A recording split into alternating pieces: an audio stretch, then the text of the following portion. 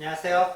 자, 이번 시간에는 4단원 단원 마무리 10번부터 맨 마지막 14번 문제까지 함께 풀어보겠습니다.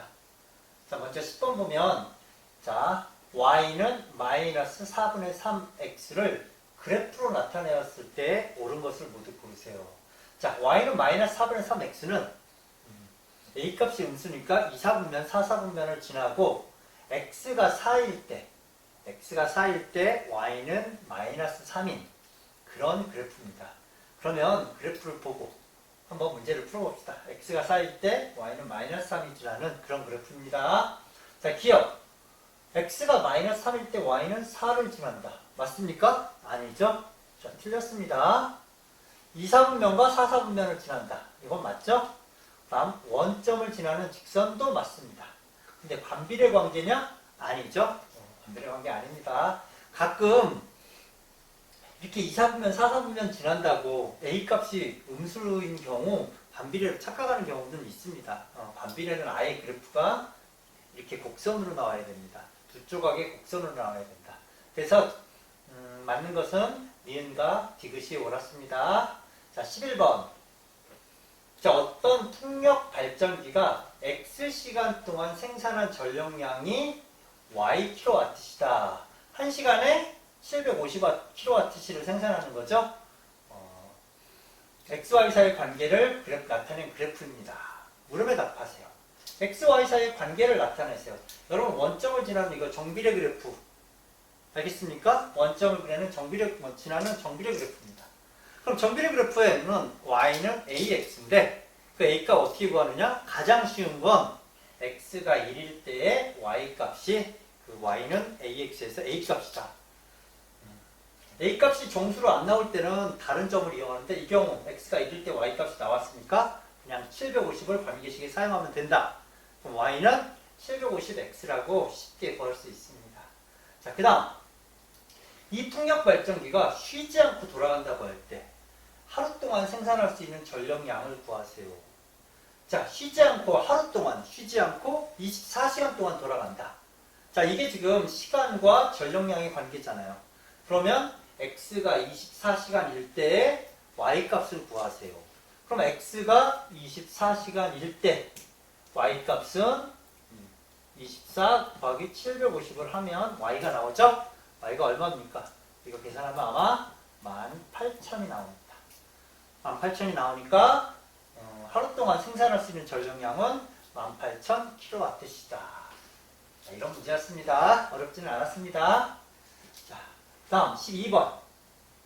자, 자동차의 연비는 연료 1리터로 주행 가능한 거리를 나타낸다. 연비가 1리터당 Xkm인 자동차가 일정한 거리를 가는데 필요한 연료의 양이 Y리터라고 할 때 오른쪽 그림은 X와 Y 사이의 관계를 나타내는 그래프다. 물음에 답하시오. 그래프는 이제 반비례라 우리가 쉽게 이해하는데 사실 이거는 선생님도 검토하면서 무슨 말인지 조금 한참 검토를 했습니다. 그런데 선생님 그래도 이제 뭐 차도 몰고 다니고 그러니까 연비에 대해서 잘 알고 있는데 아마 중학교 1학년 여러분 같은 경우에는 연비의 개념이 아마 확실하지 않을 것 같습니다. 그런 것 때문에 이 문제는 좀 더 어렵게 느껴지지 않나 그런 생각을 좀 들었습니다. 어쨌든 문제는 함께 풀어보겠습니다. x, y 사이의 관계를 식으로 나타내세요.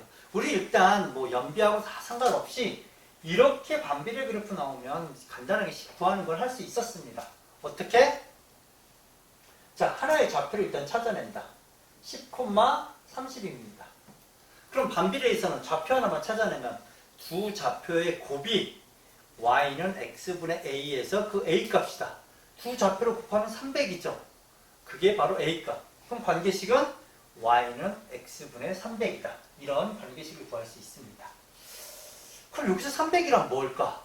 이걸 가지고 사실 문제를 다시 검토해보면 사실 이 문제는 조금 더 문제를 쉽게 내면 이렇게 내면 쉬울 것 같습니다. 혹시 이해가 좀 어려운 사람은 이렇게 이해하세요. 지금 300km를 달리는데 사실 이 문제는 지금 300km를 달리는 문제입니다. 연비와 그 필요한 연료의 관계를 그래프로 나타냈다. 300km를 달릴 때 연비와 필요한 연료를 그래프로 나타냈다. 다음 물음에 답하시오. 이렇게 문제를 좀 냈으면 여러분이 훨씬 이해하기 쉬울 것 같습니다. 현재 이 그래프는 300을 달릴 때의 가정입니다. 그래서 관계식이 y는 x분의 300이 되고, 그래서 연비가 1리터당 25인 자동차가 300km를 가는데 필요한 연료량을 구하세요. 이 300km가 지금 현재 이 그래프를 전체 얘기하고 있는 중입니다. 그러면 x가 25일 때 연비가 25인 자동차로 달리면 연료가 1리터 25, 2리터 50, 3리터 75, 4리터 100. 그러면 300리터 가려면 100리터 가는데 4리터 필요했잖아요. 300리터 가려면 12리터가 필요합니다. 그래서 실제로 여기에 y값이 12가 됩니다. 12리터입니다. 사실 뭐 이 문제는 25리터가 아니라 연비가 뭐 30리터다. 그러면 필요한 연료량은 10. 연비가 10km인 자동차를 타고 가면 30리터가 필요하다. 이렇게 문제를 아무렇게나 낼 수 있습니다. 어쨌든 이 그래프 전체는 300km를 지금 달릴 때의 연비와 필요한 연료량을 나타낸 그래프입니다. 자, 다음 문제에 넘어가겠습니다. 자, 13번. 1909년, 벌써 100년도 더 지났네요. 국제안과학회에서는 오른쪽 그림과 같이 빈틈의 폭이 1.5mm인 고리를 일단 5m 거리에서 보았을 때, 이 5m 거리는 기본값입니다. 5m.